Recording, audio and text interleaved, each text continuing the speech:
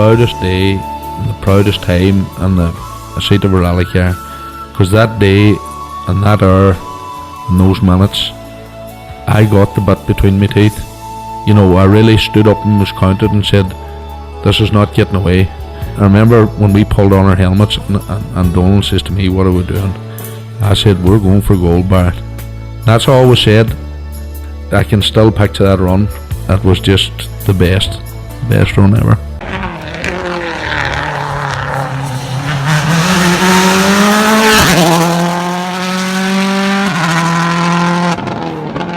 Welcome along to Krunching Gears, the Rally Podcast, Season 3, Episode 25.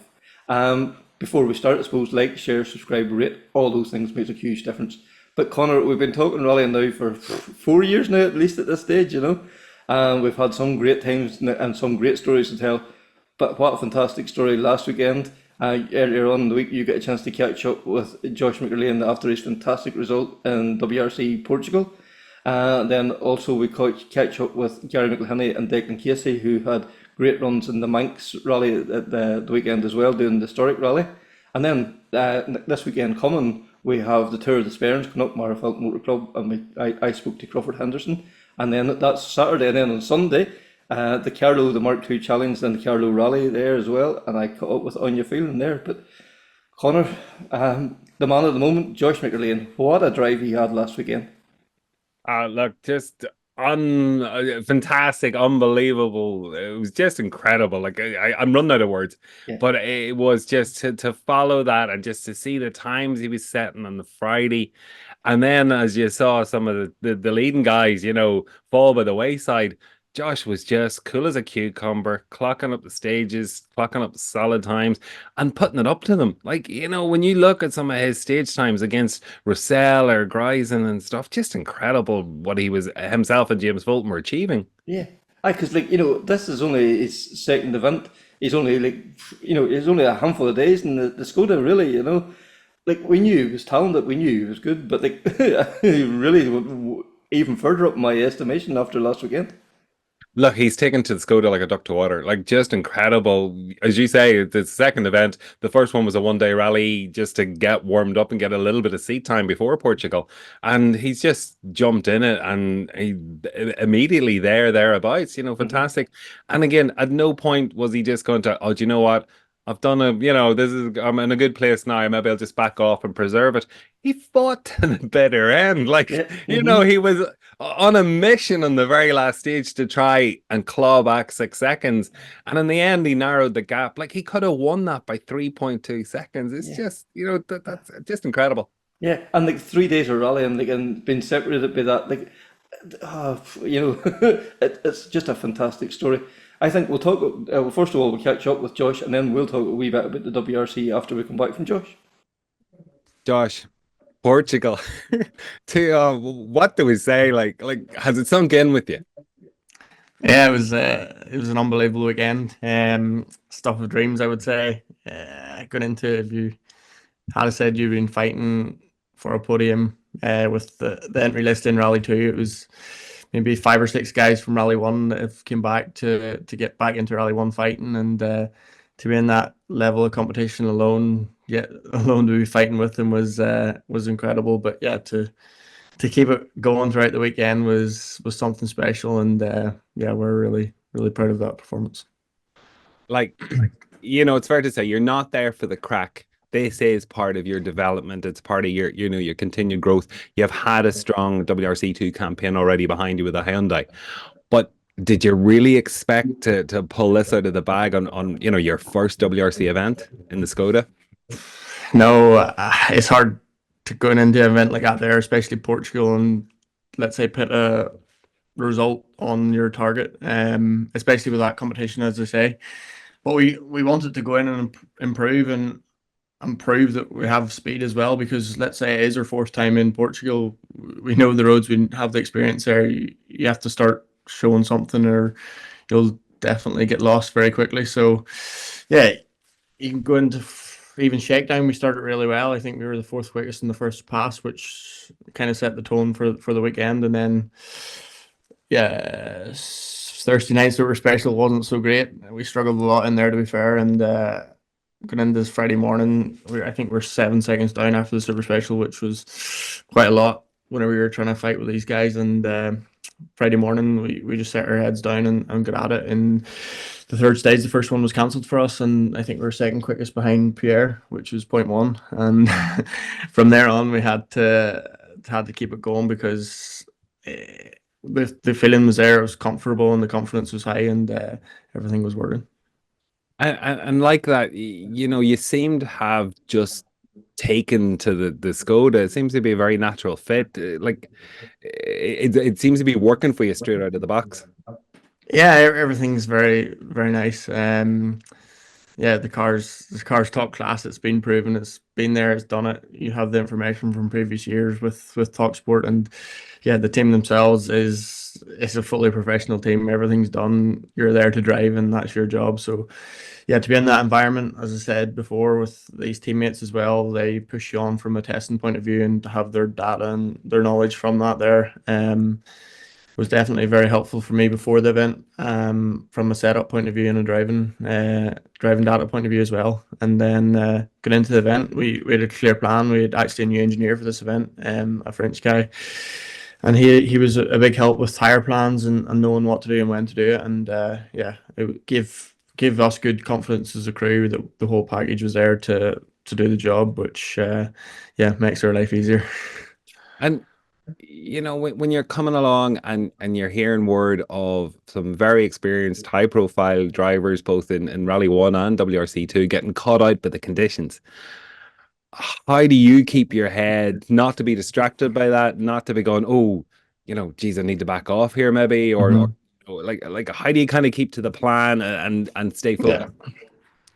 I think the outline of the plan before the rally was, we knew Friday was going to be a big day. It was no service, one tire fitting zone in probably the roughest stages in Europe in the World Championship.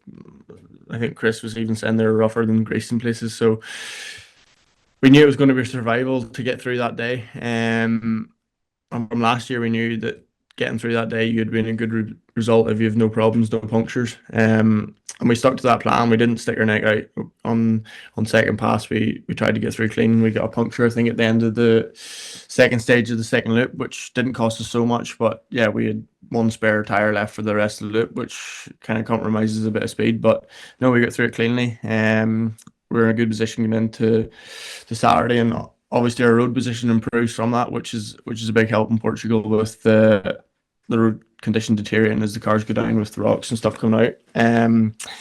But yeah, to manage that there with the whole situation that was going on with, I think there's maybe 2 or 3 leaders of the WRC2 crashed out, and yeah, it's good to have a man like Fuzzy beside you to start controlling that there point of view. He's been there in them positions before, knowing what to do and what stages to push. But I think our experience from Portugal of the past years has helped us to know what stages you can actually push on, ones you have to start surviving on. But yeah, it was a big team effort. Obviously, John Coyne was there, and he's in the background, no one there, and he's been there 4 years with us, so he knows the stages and how it works out as well. So everyone's learned along the way, and they know what was required. Look, you mentioned James there, and I was going to get to James. Like, you know, James, loads of experience under his belt, and again, also competing in Portugal over the last couple of years as well. Like, what did that add? How did that help you, I suppose? Yeah, I think whenever you get into a groove and the confidence is up, everyone comes as a whole. And I think honestly, I think the stage on Friday morning did set the tone. From my point of view, you knew you can have the pace to fight with these guys, which yeah is a big confidence boost going into the rest of the weekend. Obviously, still have to manage it, and then I think that's when James's experience comes to tell you where to back off or where to go. And obviously, tire management comes into it with the work in between the stages with ride heights and changing tires and rotating tires. So yeah, it's a big side from a mental point of view as well as a physical point of view, but to keep the head in it and keep the motivation up is a big side from the co-driver, which is he's very good at. And you mentioned how rough and tricky the conditions are, and punctures is always an issue, etc. Like how difficult it was tire strategy and managing your tires, and still, aiming to set, top times in the category as well. Yeah, to be honest, first pass was always quite strong for us, especially early in the morning. I think the 3 mornings of the rally, we've set top 3 times in every stage of the first loop, which is a good thing to have. Waking up early and going at it. But I would say second pass, we started maybe to struggle a bit with tire management, and towards the end of the loop of second passes, our tires were quite short compared to everyone else, which is something we probably need to work on going forward in these type of rallies. But yeah, sometimes you have to maximize the tires at a certain point, and towards the end of the loop, they should be kind of gone by that point. Or if they're not, you haven't used them to their full capability. So yeah, there's ways to look at it, but honestly, second pass in Portugal is always difficult, as everyone knows, and Amarante especially, the big 37 kilometers. The second pass bit, there was rocks and stuff coming out in the last 10k or so, and I think in our splits we dropped a lot in that last 10k just trying to survive. But that's the balance and risk that you're trying to manage to versus pace versus reward. So yeah, it's just one of them things you have to try to look at. Maybe looking back now, you're saying, okay, you could have pushed a bit harder there and got 3 seconds to get out. But no, honestly, it's you could spend all week looking at that there. But we have to take the positives away from this whole weekend, because there's too many to overlook. Absolutely, there is, and like, spectacular event to watch on TV. It was great to follow it. That's super special. The atmosphere, the crowds, the buzz, but that jump, it scares me every year because it's taken out so many people in the past. Yeah. Like, have you that double caution, triple cautioned in the notes? I think whenever it got to it this year, we had to go, no matter what it was. It's more important the line you get over it. I think the speed's not so. Okay, you have to slow a bit, but the speed's not so important. But the line, if you get the line wrong, you're definitely not going to land in a good place. So, yeah, that stage, both times we had to go max attack. There was no laying off for that there. Which, yeah, it's been a while since, let's say, we've been in the position to push for podiums or actual stage wins, to have the allowance, let's say, to go for it. And going into Sunday, everyone was on the same page, knowing we were 8 seconds off the lead. We have a chance at this here, so you never know when you're going to be in that position going into a Sunday again. So yeah, we threw everything at it in the first 2 stages, and I think it came back into point one. We were in the lead. So yeah, in the second last stage, Jan Solons, who was an incredible battle all weekend. I don't think 10 seconds maybe covered it the whole weekend. It was nip and tuck, and yeah, he took 6 back in the second last stage, which was a big blow. Let's say going into FAF, where it's 11 kilometers and 6 seconds is quite a lot on a stage that most people know. So yeah, we tried everything to get at it. Yeah, but like, when you think, what, 337 stage kilometers for you to just be 3.2 off the win and the category, like, amazing result. It honestly is, Josh.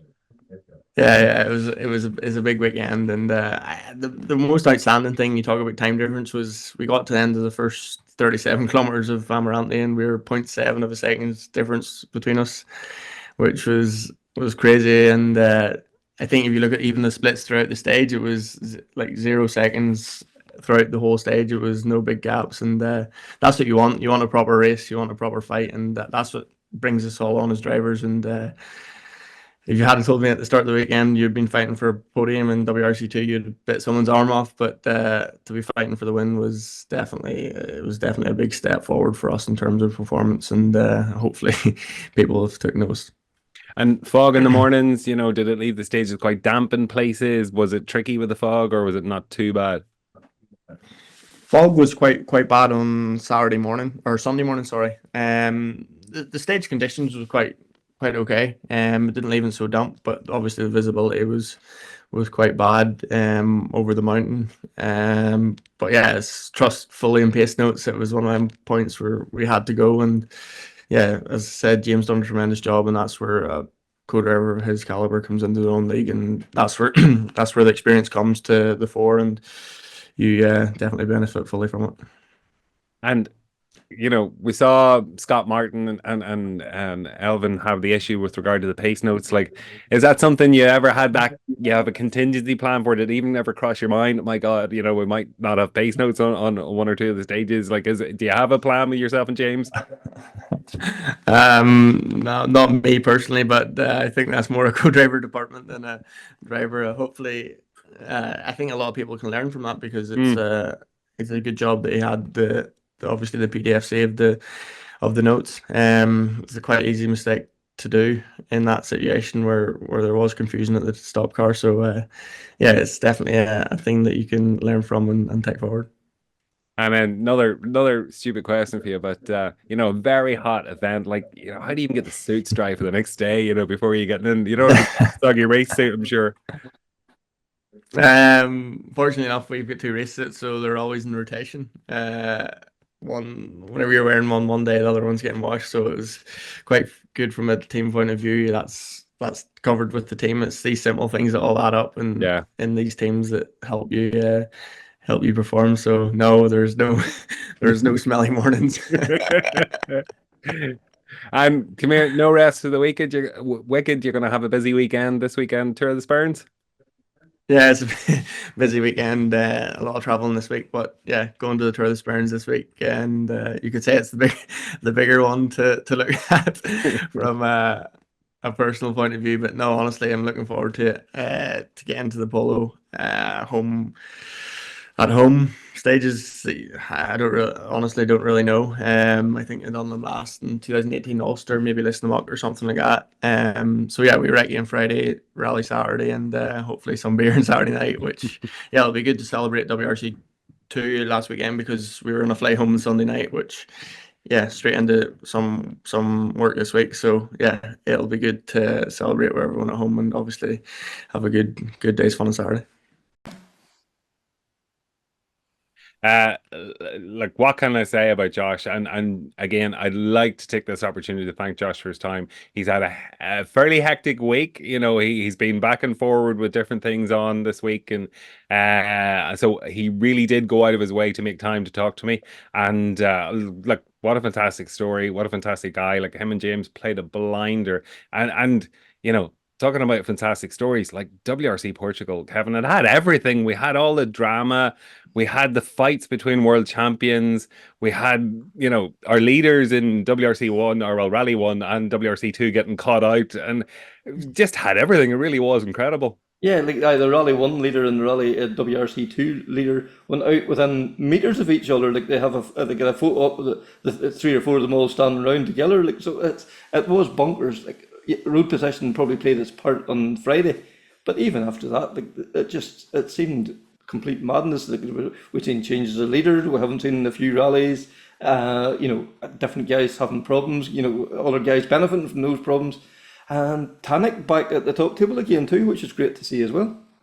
Absolutely. Listen, again, without getting into the point system, he came away with a haul of points that has really elevated him up now and put them into contention with, still the majority of the events to go this year. Mm-hmm. And again, the Hyundai seems to be a lot more forgiving on loose surface, and this is where we've seen in the past, couple of years ago, he could take that car by the scruff of the neck on the loose fast events and do something with it, and he certainly did that in Portugal, despite the fact he's not, he's still not happy with the car, how it's set up, etc. He can still get a decent result out of it now on the right surface. Mm-hmm. And Novell, once again, extended is leading the championship. Like, we often hear it said about him, he never knew how to build a championship.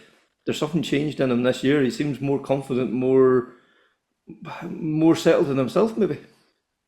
Yep, absolutely. He certainly does. And he's got a little bit of a security blanket coming up. At some point, the team are going to impose, team orders on Hyundai to support him because Tanak hasn't had a good start to his championship.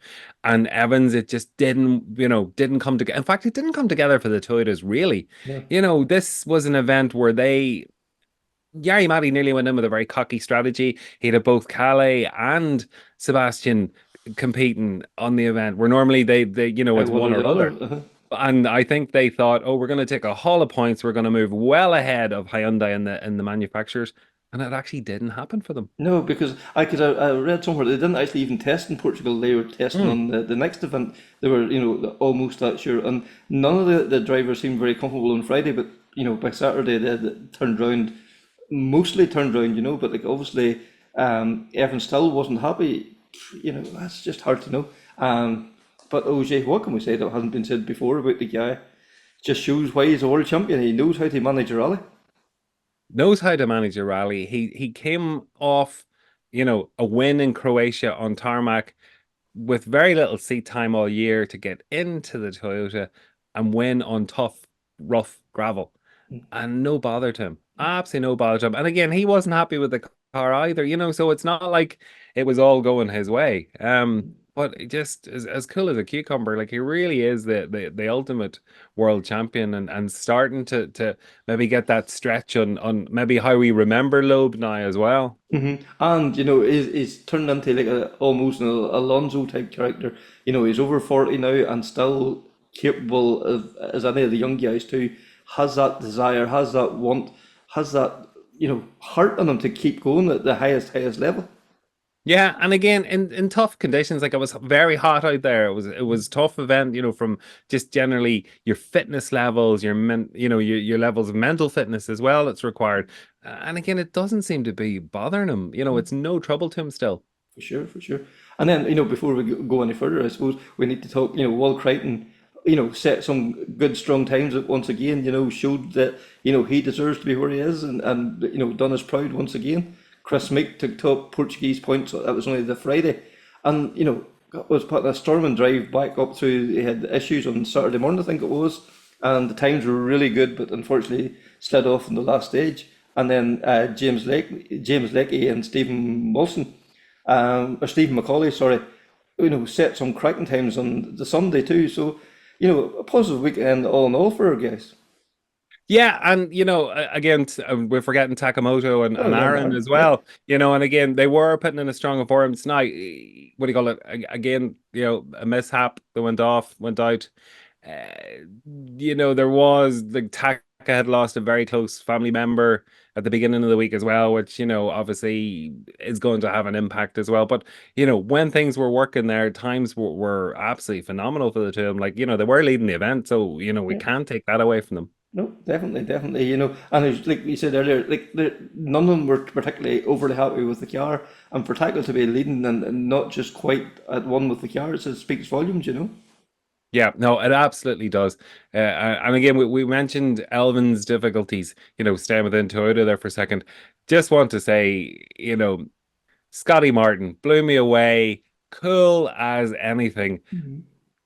Missing his pace notebook. What's he do? He downloads a copy of the pace notes on his phone. And if you weren't aware, he was reading from a little, 5 or 6 inch screen. There was flawless performance. Yeah. Absolutely, yeah. And then also last weekend we had the Manx Rally too, and like a fantastic event. I love the Isle of Man. Like it's just such different characteristics from here. And the great stages over there, and from the historic guys, especially from over here, done fantastic well. Seb Perez, I was going to call him Steve. Seb Perez and Gary McElhinney took the overall historic one, and then Michael McDade and Declan Casey took third as well too, and they get maximum points for the second day of the event. But Mark Higgins was the star of the show in the TR7. There's one of the stages on Friday night in the dark, third fastest overall. What a blinding time! Absolutely brilliant. What can we say again about Mark Higgins that hadn't been said before? Just a different level, and to see he's probably the wrong side of 50 now at this stage, and has that desire, has that heart, has that fight still in him, But it's just brilliant. So anyway, I get a chance to catch up with Gary McElhinney and Declan Casey. So the Manx last weekend, and what a performance by the Irish, and especially in the historic category. Gary, yourself and Seb took the one, and it wasn't easy. Definitely wasn't easy. Huge competition. A lot of good, quick Irish boys over. I suppose Mark Higgins being the top of the pops on the island for the weekend. He was sensational. Only he had trouble, really. You know what I mean? Nobody nobody could touch Mark's time. So, but good competition over from Ireland. Aidan Hetherington, Michael McDade, Declan there, and Owen McMacken was over. Who else was quick over Declan from Ireland? Damien Toner and Marty and all was over as well. They were doing the national end of it or the modified end of historics. But no, it was good to see all the Irish over and making themselves heard over there. That's for sure. And like, I suppose we should talk about Mark Higgins before we go any further. Declan, like we've often seen what he could do, but like to see what he could do in a TR7, like there's one of the night stages, third fastest overall. Some peddling. Yeah, and it was a kind of stage as well, Kevin, that it was unbelievably technical, like, and the way he had mastered it was mind blowing. I think he was 40 something seconds faster than anybody else, which is crazy stuff altogether. Like the stages are not easy over there. They're very quick, very committed, and the notes and stuff is quite complex. But absolutely unbelievable speed. But again, as Gary has mentioned, he's the Isle of Man master. Like, so we were happy to be in the same rally as them. Not to mention trying to race him. Like. I like Gary. Yeah, he was born in the Isle of Man, but he's been away, a good few years now. It's not that he knows them roads like so much better than everybody else. Just a masterful talent. Mark Higgins, I've always rated Mark Higgins all through the years. 20 years ago, Mark Higgins, I always rated him very highly. I know he'd done a bit in the WRC, but he was probably in the WRC where there was a lot of really good drivers there. So he still did well, but he was up against so many good drivers at the time. I think maybe if it had been today, Mark's talent today, and if he was a bit younger, I think he would definitely be in the top. He'd be in the podiums of the WRC this year, no? That's for sure. Yeah. And then, for yourselves there, going over in the Porsche, and at the start of the year, you kind of felt maybe the Porsche just wasn't there, in terms of the outright speed. But you have really developed it really well as the season has progressed. Yeah, I suppose it's more miles in it. Said, he's probably done more miles in a rally car this year than he has maybe ever done. So that's probably helping. And we're probably getting quicker in her on gravel, and then probably a bit shocked on the tarmac. We do a bit of New York, but not in that Porsche, and a kind of more of a beast of a Porsche. So I wasn't expecting that one there, just for us to go as well as we did. So it's very good, very happy. He's very happy, and the boss man Steve very happy. So he's happy. We can hopefully get going the next round too. and Declan, your first time competing in Isle of Man, like they're not, yes, they're tired the same as Ireland, but they're not the same characteristics. They are quite technical, quite difficult stages. They are quite technical, yeah. What I thought was the biggest challenge was the amount of jumps and crests and blind stuff that you were coming at. It was hard to see around the corner, see after the next jump, and of course the speed is very high over there as well. So you really have to be on the ball with your distances and stuff. But fantastic experience. I'd recommend anybody to get over there.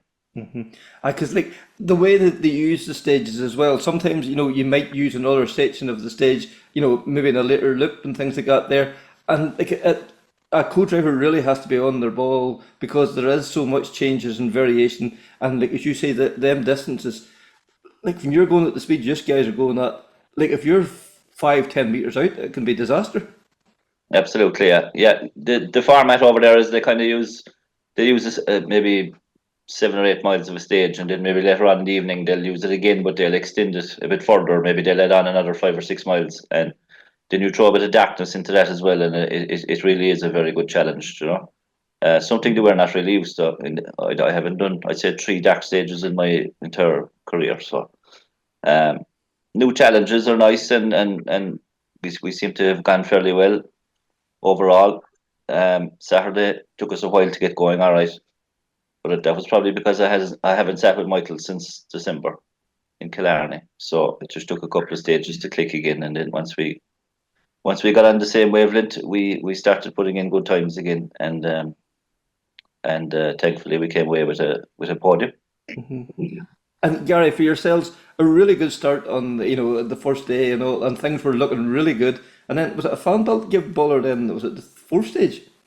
We were quickest on stage 1, 2, and 3, and then on stage 4, about halfway through it, the charge might come on. So that's more or less, of course, means that the fan belt's gone.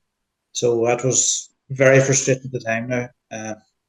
So we nursed her to the end, and you can kind of get away if you drive them at kind of road speed. But if you go any faster than road speed, she'll just overheat, if you know what I mean. So we nursed her down to stage 4, got her into service, and the boys put a new belt on her. Thankfully, we had no more trouble after that, fan belt wise. But no, it was looking promising, very promising at the start. But then, listen, Mark Higgins had a baller too. Do you know what I mean? On maybe stage 3, I think he may have had ballers, gearbox trouble and stuff. So we got a head start, definitely did. But Mark he was going hard enough that he probably reined us in. Only he had trouble end of the weekend, so it gave us a bit of a chance. Hmm. And you have to really tip the hat to Dave Appleby, the way they have developed the TR7. Like a few years ago, they sounded great, they looked great, but they were never considered fast. Now since the RAC last year with Chris Ingram, that car has come on leaps and bounds in only like a handful of events, really.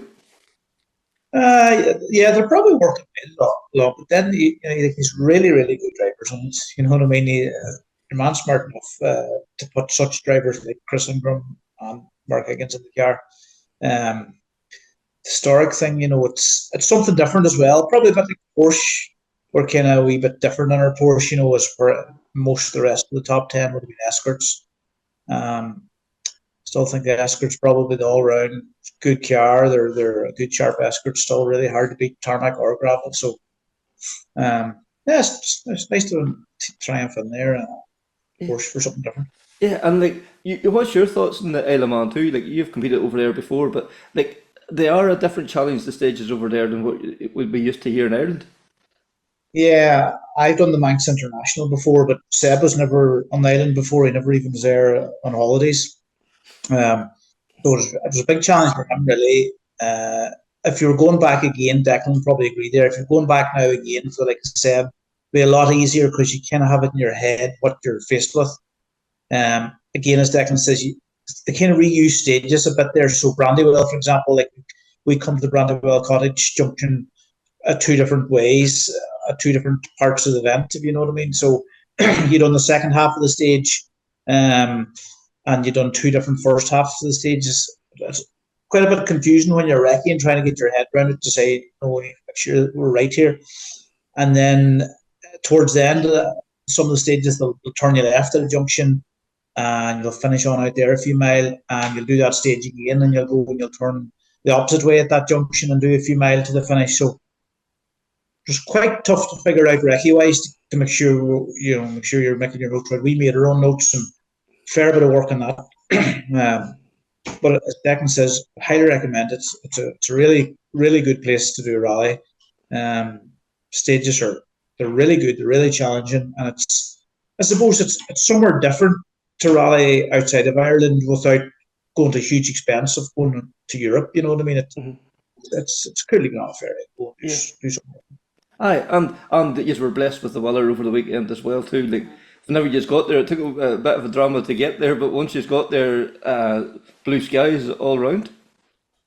The last time I was in Isle of Man, it was rainy, foggy, and horrendous. But I was very, very impressed. This visit, it was good. Which Declan can probably tell you too. Like the stages, if they're wet out there, I think it'll be a completely different ballgame. Lots of really shiny tar. I was really happy that they were dry. So you see the same, Declan? Yeah, there was I think it was the Little London stage, which was Gary was saying there, that the end of it was used a lot. There was a downhill section in that. I wouldn't like to be going down there with water on the road. Like it was scary enough in the dry, but if it was wet, I'd say it would turn into a right mess. But yeah, lots of danger in the stages. But very, very challenging and very enjoyable when you get through all that, Because isn't it mad to think for an island that's like, it's such a small island, the amount of variation of stages they can bring in, like, you just competed there for like almost 3 days, and like it was like a few years ago, like the Manx International would have run 4 or 5 days, and like yes, there was obviously stages repeated the same as what you were saying there, turn left, turn right, but like it's a real testament to the motor club over there involved to bring that together and create such a different event from what we're not used to. Yeah, But what I found cool about doing that, it's a good while since I was there, maybe 15 years, but what I found cool about doing the Isle of Man was we've watched RPM, that can be the same over the years, and next thing you'll come to a part of the stage during recce and you'll say, oh, remember Fisher over this jump, or remember Colin McRae sideways in the Legacy. That's what's really cool about it. It's probably a bit of a childhood dream to get when you're watching TV and then to get doing them stages. It was pretty cool. Like we went even into Castletown where they used to run it as a town stage years ago, and just took a few photographs of the corners that you'd remember from RPM and stuff years ago. So it's cool to get doing them stages for that reason as well. Yeah, Declan, suppose you'd echo that sentiment as well. I would absolutely. Yeah, there was lots of flashbacks from the RPM days. Do you know, the Brandywell Cottage and the bits and pieces that you'd recognise, the jumps and stuff. Yeah, that's fantastic. Yeah, I'd recommend it. Yeah. Yeah, because like you automatically think of Castletown. Like the Group A legacies. The Malcolm Wilson, Stephen Findlay, and the Escort Cosworths skipping in round the harbour there. Wasn't it Richard Smith rolled the Sierra coming into Brandywell Cottage? Like just the names of the stages are just iconic, really, aren't they? Yeah, absolutely. Yeah, I mean, as I was telling people leading up to it, like tis a bucket list event. You'd be delighted to get there once and just get the chance to go through some of these stages that we've been watching for years and years. And now that we've done it once, I think once mightn't be enough. We might have to go back again. Yeah, definitely. The second time you go back, you'd be a bit sharper. Like like everything was brand new for us, and we travelled those roads for the first time ever in recce. So if you went back again another year, you'd be a couple of seconds sharper. Like. yeah, and like there is guys that's been good over there for a good few years and have kind of, I wouldn't say, maybe not fair to say mastered, but are more familiar with the terrain, and like it was nice there to go and be able to race them and give them a good race and come out and beat a lot of them as well. Yeah, absolutely. Yeah, we were kind of initially going over to just get a bit of experience of the event, and Michael was registered for the BHRC, and I actually registered as well, even though I knew that I wouldn't be able to do an awful lot of it because there seems to be a lot of clashes this year with the Irish tarmac rounds. So I knew I wasn't going to be able to do enough to be anywhere competitive in the championship, but I said I'd register just to keep the toe in. But Michael would have done the Raponian, he'd done Rally North Wales, and this would be his third event, I think. And he has plans to do a few more later on in the year. But like I said, the clashes with the Irish tarmac mean that I probably won't go. But that's just the way it felt this year. Like. And Gary, like, you've had a great year so far, and like this British Historic Championship seems to be really coming on strong this year. Like a bit of variety of cars, different winners. Seems to be really, really competitive. That's very good. Seb missed the first round. He was abroad or something, and so we've dropped around. So this would be our third round, I think. Now we have done. But yeah, it's really competitive and it's really taken on, and the Irish boys looking over there. It's you have Michael and Declan. You've Owen McMacken there, done the Manx there. Adrian Hetherington looking at the championship after his second or third round there. So it's good to see the boys that we know or familiar with here overdoing it and making a name for themselves. Like Hetherington's picked no matter where he goes, but I was really happy to see Hetherington in the mix of the championship there. If anybody deserves a good run at that championship, Adrian, like he's thriving hard a long time, Mark Escort, so I'm very happy to see him going well in them rounds. Because like it's not easy to skip between a modified class 14 and then slide into a BDG Escort. Like they're completely different styles of driving. Completely different, but that's it. There's no jump into a transit van and drive it flat out. Like he's just that type of boy. He's mad for power all the time, mad for a good battle. And so, no, I hope Ethan keeps going the championship too and keeps having a good rattle at it because he's good. And they are really good events that you are taking part in as well too. Like they are the events that they've picked this year seem to be top class events and great variation in them as well. They're all good rounds. They're all, even if you haven't done them before, they're ones you've heard of. The next one is Argyll, which is the same weekend as the Donegal International, which Declan has said that there's a lot of clashes this year. So that's the next round. I've never done. I've never been there either, but I had to pull my Donegal International entry there myself, driving didn't know if we're going to Argyll or not. So unfortunately, I had to pull out from Donegal myself. Go and call some notes in Argyll for Seb. The entertainer will be missed in Donegal this year. He manages out. McDaden Casey there might take up that job for the weekend maybe. Declan, do you think you could get McDaden to convince to go sideways? I'm sure we could find a few pharmaceuticals that might help him along the way.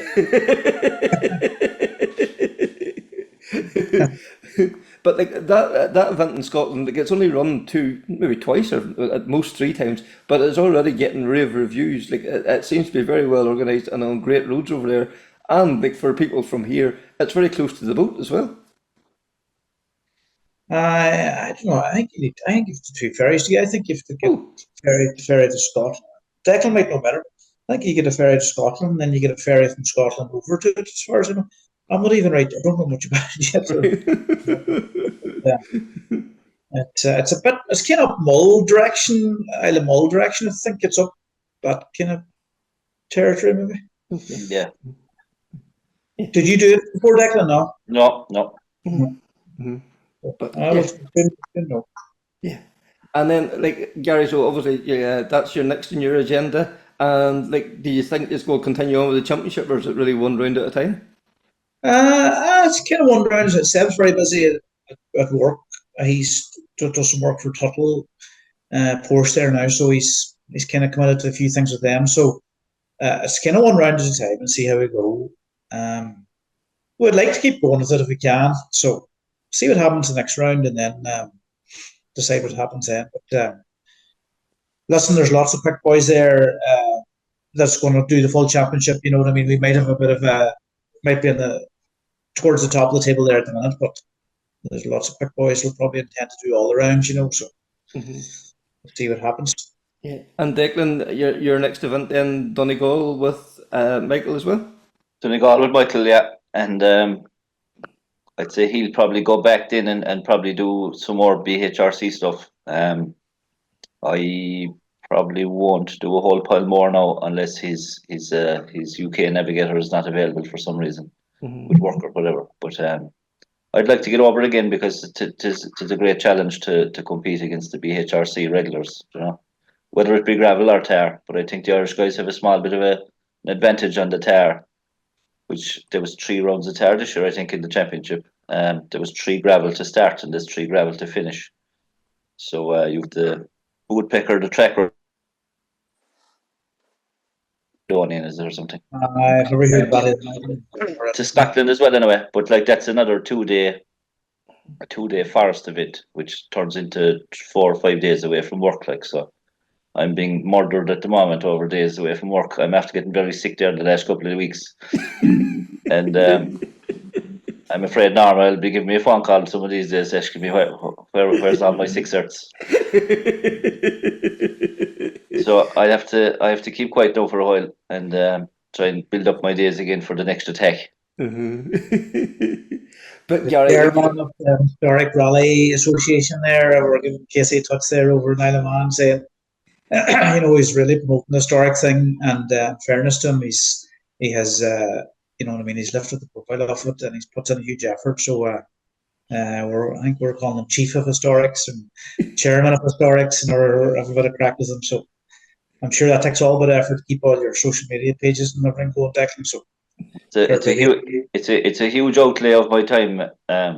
Nobody really knows what goes into it. Like, but look, I enjoy it, and we try and keep it. We work better as a group. We try and keep everyone pointing in the same direction if we can, and it's nice to get people's opinions on what way we should be going forward and so on. So. Yeah, because like you know, the profile of the historic and the Tarmac Championship has really lifted over the last couple of years as well too, and you know things are a lot more positive, a lot more entries, and like you really think this is just the start of this. This is work in progress. Oh, I think it's the tip of the iceberg. I think historic rallying is going to take over. In another 10 or 15 years, I think you'll have more historic cars than anything else. It's definitely. I think it's a very enjoyable section of the rally. There's very good camaraderie there. There's loads of very, very, very nicely prepared cars. The events are top class, and it's only a matter of time before everybody else discovers it. And it'll get bigger and better. Look at Gary there. Look. And like, Gary, you know, you've been very fortunate. You have sampled, you know, the top line, the R5 Rally 2 cars, you know, the top, you know, Class 13, Class 14 modified cars and the historic rallying as well. Like, historic rallying, people think it's a soft touch, but it's far from it. well, it's far from a soft touch. It's far, far, far from soft. I would say if you look at some of the stage times from the top historic boys to some of the modified or even the R5 crews, you'd be really, really surprised at how quick the boys are going. Like for Friday night in the Manx, we actually got a game R5 Fiesta, like, and I just at the end of the stage was like, I wasn't expecting these boys to catch me. You know, that people have that opinion is the historic is probably the word that makes people think you're slow for a tour round. But the pace is it really is really good. As I say, you know, the Mark II Escort's a lovely car to drive. Modified or historic, but to listen to a BDA on full song, like it's really good, like it's really impressive. Yeah. And the Porsche engine singing away behind you too is a nice song to hear as well. You know what I mean. Porsche's definitely a good car, and the Stratos and them things all sound. Again, it's something. What we spoke about earlier, something different, and the Porsche sounds well too. There's a Tuttle engine now in that Porsche, so she sounds really sharp, you know. Something to say, it's cool, something different. And like, as well, you know, I suppose before we let you go too, the other thing we should touch on, like you're not long back from Morocco as well, and that was another like that's a proper adventure. Like that was a 7-day adventure over there. Yeah, that was a good rally. I had a 5-day recce, which was tough as well. A lot of miles in recce, and the event was long as well. We done it in a Mark I Escort BDA, and good rally. Some good names there. Didier Oriel won it again in a Mark II Escort BDA. We finished 7th. Oriel was well ahead of us now, no doubt about that. But it was nice to be, you know, mixing in around them and drivers like that. Alan de Veza, a couple of really good French historic boys were there. Good rally, high temperatures, but good finish for us. Our top 10 was our hope, so 7th was really good. Excellent. And like, you know, you need the strong support from home to allow you to do that as well. Oh no, she's a good one now. She's let me do all these things, and she's wrestling with 2 boys at home here while I'm away living it up. Well, she thinks I'm living it up. It's not all. So it's back in Morocco doing a recce for a couple of days can be tough enough. But anyway, now fair play to her. She's a great part of my life, and this household, she holds the whole thing together. And Declan, and sorry, Declan, I'm saying you're the same. You need a strong partner there beside you too to keep the ship sailing as well. Absolutely, Kevin. We couldn't do what we're doing without the strong women we have behind us and looking after the place while we're gone. But we're very lucky, myself and Gary, and there's a couple of more lads we could mention there. We're getting away with murder, so we'll keep at it as long as we can get away with it. So thanks to Gary and Declan there, and no doubt we'll be keeping up to date with their further adventures. And then Connor, this weekend coming up, we have the Tour of the Sperrins and the Carlow Mark II Rally, Mark II Challenge, and then the rally as well, obviously part of that. But Magherafelt, Tour of the Sperrins, an event very close to your heart, Connor. Oh, absolutely, Kevin. Brings back memories. I would have been event secretary for the very first running of that event when we used the forest. What do you call it? I between Drooperstown and Moneynina and that area, neck of the woods. And who would have known or who would have thought back then for the very first time to run that event that it would become the established rally that it has, and a rally that over the years has switched back and forward between forestry and tarmac. Like there's so few events have done that in Ireland. Like, you know, that was an incredible achievement, and it's one that's great to see that Magherafelt District Motor Club are still keeping it going. That's for sure, that's for sure. And like, did you ever think that you would have a guy starting the event that just finished on the podium from a WRC event just, you know, a few days earlier too? So you know, it is fairy tale stuff, it really is, you know. And like, you know, hats off to the Magherafelt Motor Club. They have always been an event that has run rallies, you know, they're run by clubmen for clubmen, you know, they always have the competitor at heart. And, you know, speaking of, you know, the guy, one of the guys was rallying at heart, Crawford Henderson. You know, what can we say? Crawford is just one of those rocks that's been there forever and an absolute legend of the sport. And I get a chance to talk Sperrins with him. Crawford, we're only a few days away now from the Tour of the Sperrins. And once again, Magherafelt Motor Club has pulled out all the stops and pulled together a fantastic event. But we'll talk about that in a few minutes. First of all, I think we should pass on our huge congratulations to Josh and James. Like a fine second in WRC2 and Rally Portugal at the weekend. It's a fantastic result for them, and we're very proud to be associated with them, the members of our club. And he's put a lot of hard work. I mean, people see it as fun, and there is fun in it and enjoyment, but there's a lot of hard work goes into that, and it's great to see it paying off. Mm-hmm. And it's great to see all the guys out there. There's been other guys out there, and they've all been stuck in and getting in there and showing people what they can do. Crichton obviously and others, but for Joyce, that is some result. That is incredible. Yeah. You know, to go to an event and be right in among those guys is hard work. Yeah, because like when you look at it on paper, like he has been out of the seat for, you know, a wee while now, you know, getting the deal done or getting the deal over the line to get the TalkSport Skoda, and to go back and at that level with, you know, the cream of the crop and fighting with them, and, you know, maybe unlucky not to take the one. Well, I think it proves that the skill is there. Yeah, and you know, maybe I'm not totally au fait with what they're doing, but maybe there's a better system in place now, and maybe he's getting more confidence, but the result is what it's all about, and that's a magnificent result. Mm-hmm. Yeah, and you know, anybody wants to see him, come to the Tour of Sperrins next Saturday. Absolutely. I was actually surprised and shocked and I'm delighted to see him there, and it'll add a bit of I don't know what you would call it, but it'll add something to our event, and it would be good to see him, and I hope he enjoys the stages. Yeah, because, you know, we had Desi Henry on a couple of weeks ago after he's won the Maiden City, and like he was saying he just can't wait to see how he compares against Josh, you know, like their you know, their family connection there and all too, like, and you know, he just wants to see, like, he's not going to let it go easy, so he says he's going to give him a good race. Well, we all know the skill that Desi has. I've been texting him there earlier today, and he was out doing his recce today, and I would say he's put a lot of work in today to make sure that he knows exactly what's going on next Saturday.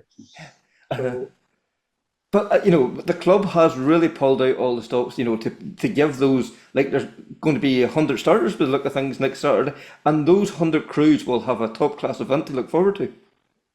Well, if I told you that last year's event was just the same weekend, and I took 2 weeks out, and the preparation for this year's event started on the 1st of June last year, picking stages, trying to get safety plans done, trying to get road books done, time cards done, talking to residents, moving stages, shortening stages, we had an issue at the end of stage 1, which thankfully is resolved, but that put the whole rally into just a complete turnaround. And as a result, it's no big deal as a result, but we've had to move the rally forward half an hour. So we don't start until 10:45 a.m. So it's a bit late, and means we finish a bit late, but there's absolutely nothing we can do. We must look after the residents. It has to be done. Oh, So they are the number one priority of any rally, aren't they? Sure everybody understands that, Yes. that there is a reason for all these things, and there is a reason why the stages are separated. You know, the stages are not on top of each other. They're completely miles away from each other, and there is a reason for that. Yeah. Because we need residents, you know, if we don't have residents, you know, allowing us to use our roads, there'll be no rallying. Well, you must go with what residents tell you, and thankfully, the people that even the people that want out, they have a communion to go to, and they are nearly disappointed they're not seeing the rally. So they're not against the rally; they just have to get out. Yes. So we have to go along with that, and it's no big deal. It's only half an hour. Yeah. So I think everybody will understand why we've done it. So if you're coming from a long way as a marshal or a competitor, at least you'll not have an early start in the morning anyway. You'll be able to get your breakfast. Yes, for sure. And like last year, you know, you had a fantastic service area, and you are using that once again there in the heart of Magherafelt as well too. What a fantastic place! It is absolutely brilliant. It's all concrete. And I have to say, Desi Henry's cousin has given us his shed again for scrutiny, and there'll be some cars serviced in his yard, and I really, really appreciate that. And we're using his office space for a rally HQ. Last year we were in Walsh's Hotel in Magherafelt, which is 10 miles away, and it didn't feel right. The guys that were in Rally HQ would rather be at the rally and see what's going on. And I think it'll be better. I think it'll be a better setup. Yeah. And like having it in Magherafelt, it allows, you know, like the random, you know, spectator to come in. You know, somebody maybe doesn't know exactly what a rally involves. Let them come and have a look and see what's so good about our sport as well. Well, the Ronan Valley Business Park, it's so big, and it has so many car parks within the service area that we can allow spectators to come in and park. And as long as they be sensible, we'll be happy to see them. And it's nice to see people wandering through a service area and enjoying the sport. And maybe if people have young kids that don't want them, maybe out on the stages, but they feel safer maybe in a service area. And I like to see that. That's for sure. That's for sure. And then the stages, you know, like Killian Duffy has a wee thing up in the social media, and he thinks that there's a real good challenge in stages will really bring out the best in drivers and co-drivers as well. Well, as I say, I started it last June, and I tried to pick stages that are not extremely fast. There might be fast bits in the stage, but there'll also be not very slow bits, but it's a nice mixture, and there's no stupid wide roads or anything dangerous or anything like that there. And that's where all the safety comes in, picking the stages and getting the proper stages and getting stages that people like, and plenty of twists and turns in the stages. Yeah, because like drivers, that's what they love. They love a challenge. You know, you often hear them coming off the end of a stage and they're talking, you know, about that, you know, the mid-speed corners. You know, it's the high-speed corners. There's no time to be gained. It's those mid-range corners and, you know, the short straights and the braking and all. That's where they make the time, or, you know, or where they can lose the time easily as well. Well, absolutely, and that's why we have been very, very careful about these stages, and there's been a lot of time spent picking the stages. And again, as you know, I was talking about chicanes last year. Yeah, we have a finish line on stage 3 close to some houses, and there's a terrace row of houses, and I've just put a little chicane in before you turn square right, just to scrub the speed off, not for any other reason. Just I don't want them going near the houses at high speed. Yes. So, and then they go up to the finish line. And with another little speed reduction chicane, it's not really a chicane. It's just there's a high speed corner. I've set a couple of bales out in the road, and you will have to drive round the bales, which means you have to drive a little bit slower. But I hate chicanes, and for good reason. For not only chicanes, but the setup and the taking down of them, and people hit them, and people argue about them, and I think, nah, we'll do without them. If they're not there, there'll be no argument. That's right. That's exactly right. And nobody, a guy in an R5 car hits a chicane with his front wing and a wing mirror and a door and dents his door, and he's into a repair bill that nobody wants. No, yeah. Yeah, so that's why we try and keep away. It's not always possible to do that, but we try and keep away from them. And, kind of a general idea of where the stages is for anybody that's be coming to speak to it. Would you believe stage 1 starts maybe a half a mile away from stage 1 last year? So last year you turned right at a crossroads, this year you turn left. And the two stages are, there's absolutely no common ground between last year and this year. But first stage starts, as I say, half a mile from last year. Very twisty, bendy road. There's a fast section in the middle, but it's okay. And then stage 2, we're back up again. Would you believe the start line is within 5 yards of the start line from last year? But instead of going straight on, we turn hairpin right. And it's commonly known as Doraville or Ruski. I'm not sure which it is, or maybe it's both. But it's a lovely stage, and we've taken it right out to a little village up near Plumbridge, and it's a nice 7.5 mile stage. Third stage, we've used a little bit of it. Was it last year? I think it was last year, yeah.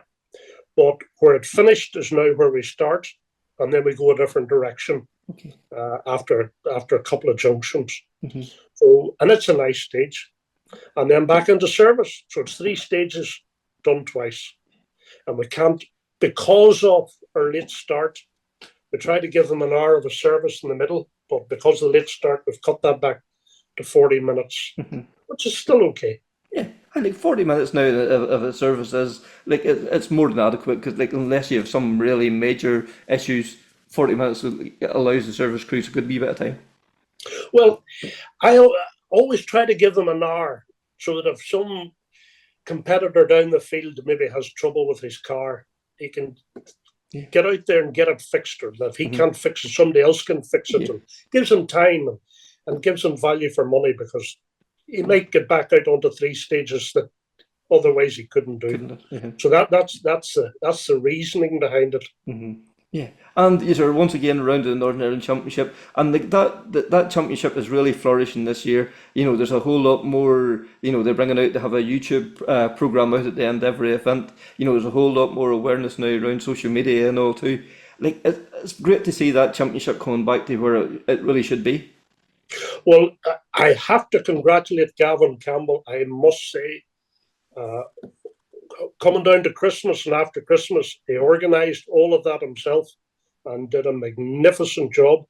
And we had a meeting, can't remember when, around Christmas time, and he introduced us to all the guys, and they're doing a magnificent job, and it really has put our profile up 5 gears.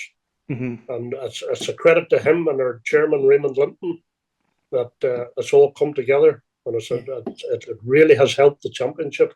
Yeah, because you see every event that's run, like the Maiden City and yourselves, the 2 road events, the entries have been, practically, Maiden City practically run a full entry, and it looks very likely yourselves will run a full entry now on Saturday as well. Well, we can only run 100 cars. We just can't take any more. Behind you now, I'm looking at this thing. We have 5 cars on this screen here on reserve, and maybe all 5 will get running. Maybe, I'm not sure, but I hope they do. Some people are actually struggling to get co-drivers. Seems to be the main thing, and I'm amazed at that, but that seems to be a problem.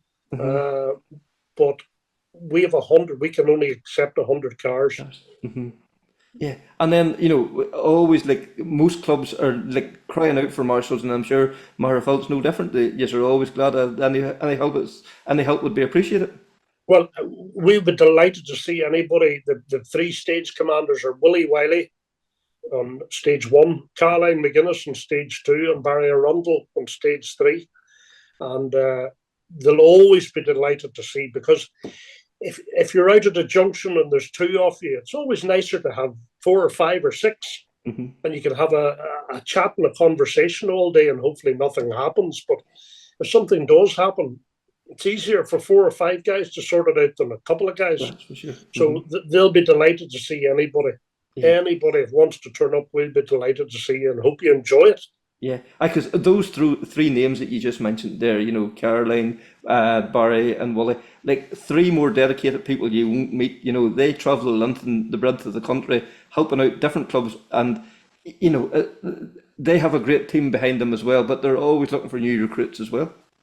Well, they're always looking for new recruits, but I told our safety delegate actually yesterday. We have an English safety delegate over. I says we probably have the best 3 stage commanders in Britain on this rally, so I don't be worrying about safety. These guys have been there, they've done it, they have great skill, and I'm very, very thankful to the 3 of them, because I know they'll do it properly. That's for sure. That's for sure. And then as well, then too, like how thankful you have a blue chip company sponsoring the event as well, and Go. Like they have been very good to you over the last few years. Oh, they have indeed, and we're delighted to see them on board again. And some of the guys that work for the company are actually going to do the rally, so we're delighted to see them. And I hope they enjoy it, and I hope everybody enjoys it. And I hope now this year that Go get a bit more coverage with their social media, and I hope they see it as good value for money, because it will get literally around the world. Yeah. And I hope it works for them, and I think it will. So thanks, Jerry Crawford. A pleasure as always. And then also this weekend on Sunday, the Carlow Motor Club are running their rally. Part of that's the Mark II Challenge, which is celebrating its 20th year. So lots going on in Carlow, and I get a chance to catch up with Aine Phelan. So Aine, all looking good now for the weekend. The rally starts now on Sunday. Yeah, so we are delighted to be hosting the Seven Oaks Hotel Carlow Stages Rally, and in conjunction with that, the O'Brien Cement Mark II Challenge, which take place on Sunday, May 19th. This rally in particular is kind of quite special to Carlow Cloud Club because it is the 20th anniversary of the Mark II Challenge. So we're really, really excited about that, and we have a tremendous entry of Mark IIs and Mark II drivers from Ireland and Wales. So we're really, really excited. Yeah, because all our clubs have tried the Mark II Challenge, and different variations of it, and it's been successful for a couple of years and then faded away. Carlow has kept that right at the forefront of their popularity over those 20 years. Yeah, it definitely has. And I'm much newer to Carlow Car Club, so my history of the Mark II Challenge probably isn't as good as someone else's.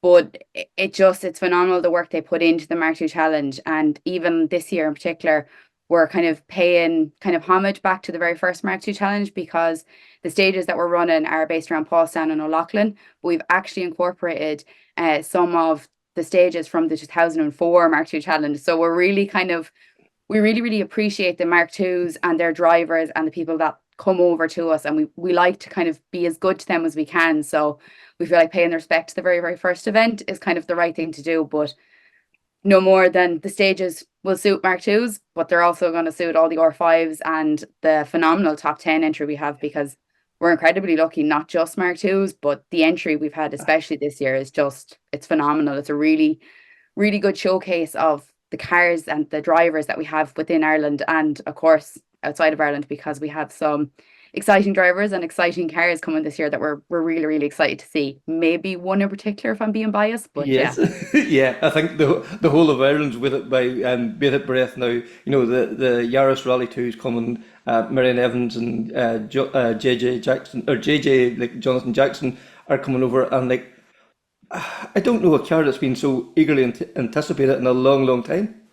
yeah, it was crazy. As soon as the entry list came out, the articles were just popping up everywhere about the cars. So it's definitely one to be seen on the stages. But if anyone is looking to get kind of really up close and kind of get to see the car kind of stationary and actually appreciate the detail in the car, the place to do that would be the ceremonial start, which is taking place on the Saturday evening outside Carlow Town Hall at 7:30.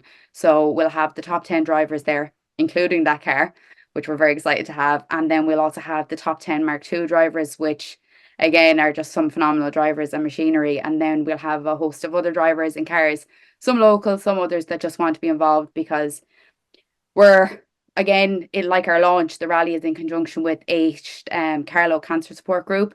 So we'll have people there with buckets raising money for that. So we're really hoping for a good turnout just to see the cars, see the drivers, hear some stories, but also donate generously to a really, really worthwhile cause that we're really happy to be a partner with this year. Yeah, because like, you know, we've always said that in the podcast, bringing rally into the people, you know, bring it into the town centres, you know, involve the local people, you know, that could generate the next generation of marshals, competitors. We just don't know what doors that can open up, and that has to be welcomed, definitely. And if those people can come along and, you know, throw a few coins or a few notes into the bucket, it would be gratefully appreciated by everybody. Oh yeah, definitely. And even we've actually we're hosting the new youth training on the Saturday evening at 5 o'clock in the Seven Oaks Hotel. And there's been a post up about that. You have to email Motorsport Ireland to get involved and to register, and anyone who goes to that training, we'll be bringing them down to the ramp. So we definitely are trying to get as many people involved. And on that aspect as well, our service area is Morrissey's Quarry in Fennis Court here in Bagnallstown, and we've actually created a spectator car park so that spectators can actually park their cars and get into the service area and actually see it. So we really are doing our best to get all the locals in and everyone who wants to kind of see things and get close to it, in the hopes that, you know, these will be the future drivers and marshals and people doing jobs like mine or competing and stuff like that, just to be involved in motorsport, because it's definitely, there's a great community with motorsport, so we want to kind of encourage people into that. So hopefully that'll help, and obviously bring stuff back to the town that are so good to let us host a rally and close roads and locals and stuff like that. So Yeah, because like, you know, we need, you know, the residents, we need the local landowners, we need even, you know, the shopkeepers, the hotels, you know, all those things. Everything needs to work. It's like a well-oiled machine. Everyone has to work in conjunction to make the rally happen. You know, it's not just two or three people. This is a whole community effort. oh, definitely. And like we've been so lucky with Carlow Town Council and Carlow Tourism for coming on board to like let us close roads in the town on Saturday evening for the ceremonial start, as well as closing roads here in Carlow and partly in Kilkenny for the stages of the rally. So we really appreciate everything they've done for us, as well as the locals for, you know, giving up the roads basically, especially around communion and confirmation season and the sunny weather. So we really, really appreciate everything that the locals have done, and as well the shops. We've only just dropped out all the programs to all the shops to sell them, and we just really appreciate the local support that we get. So it's great to have it, and like long may it last here in Carlow, because what the club are doing in running rallies and other events, it's been brilliant. So it's great to have the support of the town and the locals. That's for sure. That's for sure. And then, you know, like if people, you know, on the Sunday, if they want to get up close, and, you know, you mentioned where the service area is, you know, roughly what time they'll be there, if, you know, people want to come along and see. Yeah, so the first car is due to leave Park Ferme around 10 to 9 in the morning. Then the first car is due on the first stage around 10 a.m. So the best way to do it is to go into one of the local stores that we've mentioned on the Facebook page and get a map. If you want to go out and see the stages, if that's not your thing, or you have buggies and it's easier just to go into a service area, first car will be due into our first real service of the day, so not just a tire change, the first service around 11:30, and then the second service will be around 3 o'clock. No, got that wrong. It's around 2:15. And then the finish ramp, they'll go to Park Ferme at the end of the day, and then they go on to the finish ramp outside the hotel. which again is the Seven Oaks Hotel, who are one of the main sponsors and the host for the rally. So we'd recommend people getting to there probably around 5 o'clock just to get yourselves a spot and stand somewhere that's okay to stand, and you'll get to see the finish ramp with the winners and of course the winners of the Mark II Challenge, which is easily probably the biggest celebration, because the crown and pinion trophy that is given out is pretty spectacular now, to be fair. And it's one of those trophies that all the modified men want on their mantelpiece as well too. So like it'll be a hard fought battle to claim that crown, no doubt. Oh, definitely. Even I collected the trophy off last year's winner, which was Ed O'Callaghan and Kane Trainer. And when I kind of was just checking in to see where the trophy was, the picture I got back of the trophy was definitely a pride of place. It was actually in Kane's house.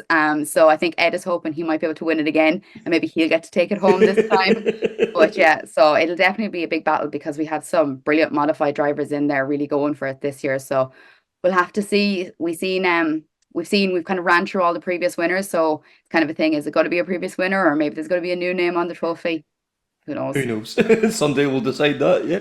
Yeah, that's it. And it looks like a really compact, tight look with stages as well too. And I believe there's a real challenge in it for everybody. Like it'll not be stages that'll favour the Mark II. It'll not be stages that'll favour the Rally 2 R5 cars. It's just a real mixture for everybody there. Yeah, that's it. Like I actually should have been competing in the rally myself, so I'd ordered my notes and the DVD of the stages to get prepped. So I've had a look at them through that, and then I know some of the crews that had to do early recce because they're competing next Saturday at other events. And the comments we've got back from everyone is just brilliant. There's there's tight and technical, there's open and fast. It's going to be a challenge for everybody, but it's going to suit. Different sections will suit every car and suit every driver, so it really, really should put all the drivers through their paces and kind of really show who's out to commit to get the win, kind of thing. So and another thing that's the backbone of the sport is marshals, and like I'm sure Carlow's no different than any other club. If you want to come along and help out on the day, there's people to contact there as well. Oh, definitely. We are blessed with our Chief Marshal, Mick Brady. He has all of that in hand, and he's been brilliant. The only thing we would ask is those who have nominated themselves within their clubs to say that they would marshal, would just confirm that with their club, just so we can kind of get a final numbers on it. I'd be a brilliant PRO if I had all of the marshal meeting points off the top of my head, but we are less than a week out from the rally, and that is not what's at the forefront of my brain at the minute. No, but all that information will be on the Facebook page and all that. Yeah, they're all on our Facebook page. We're being tormented slightly with some fake Facebook pages, kind of pretending to be us, but we are a like page only, so you'll never get a friend request from us, and it's the Carlow Car Club page, and you'll be able to find all the information there. Or if there's nothing you can't find, just pop us a message. We'll be back in contact with you. And then I suppose finally is marshals and officials are there for your safety as well too. So if they ask you to move, or they feel somewhere your stand's not safe, respect what you're being asked to do, and do as you're told. Yeah, definitely. Look, I've spent my time over the years. I'm a long time in the sport. I started competing in 2015, but I spent years before that going to rallies and watching rallies. And in recent years, I've took up more marshalling and more official roles and stuff like that. So the main message we just want to get out there to people is please obey the marshals. They're telling you to move or to stand in certain places for your own safety. Unfortunately, rallying is a dangerous sport. What happens in a car is very unpredictable. I know that. I've been in the bad situations myself.